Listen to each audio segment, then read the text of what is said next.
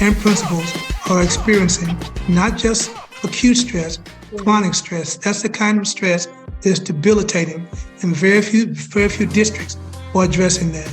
My mom taught first grade for 29 and a half years at the same school. In fact, she was my first teacher. Back in those days, when you retired, you wanted to retire within 30 years. She did 29 and a half years because she was stressed. She couldn't do the other half a year. The culture at my school had to be such that they, number one, they loved teaching children, they loved coming to school, and they loved themselves. I was living with chronic stress. So my virtue was, the first couple of years I became very religious. I became a church elder and our director, all holy, and I swung the pendulum way the other way, trying to compensate. Well, then I swung the pendulum the other way. My wife, who I've been married to for over 30 years, we separated, stayed separated for about 5 years. I had a son who was on drugs. I became incarcerated. A son who was in college, flunking out. I was busy being the principal. I was busy being the elder. I was busy being the uncle. I was busy being the daddy. I was busy being everything except for who I needed to be for me. I was lost. I was coming to work every day.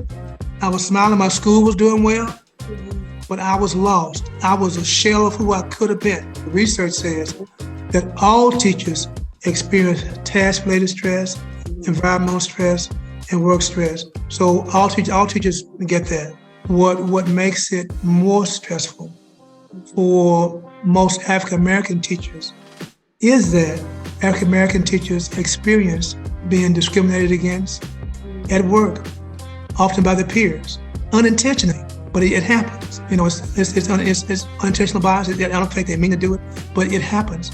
And because it's never addressed, that adds to the stress. Most African-American leaders who are placed at schools where students are under-resourced academic and socially, which means that those schools are in academic trouble.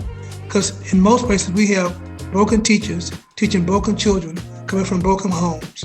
And in some cases we have broken principals leading broken teachers doing the same thing. Culture, eat strategy for breakfast every day. So you have to do those things that enhance the school culture. It can't be a one-off thing. It can't be done every now and then. It can't be just for Teacher Appreciation Week. It had to be something that they intentionally do every day. If you had to give me 3 words to describe the power of a Black teacher, what would be your 3 words? Resilient, resourceful, and the last one would be righteous. Ooh!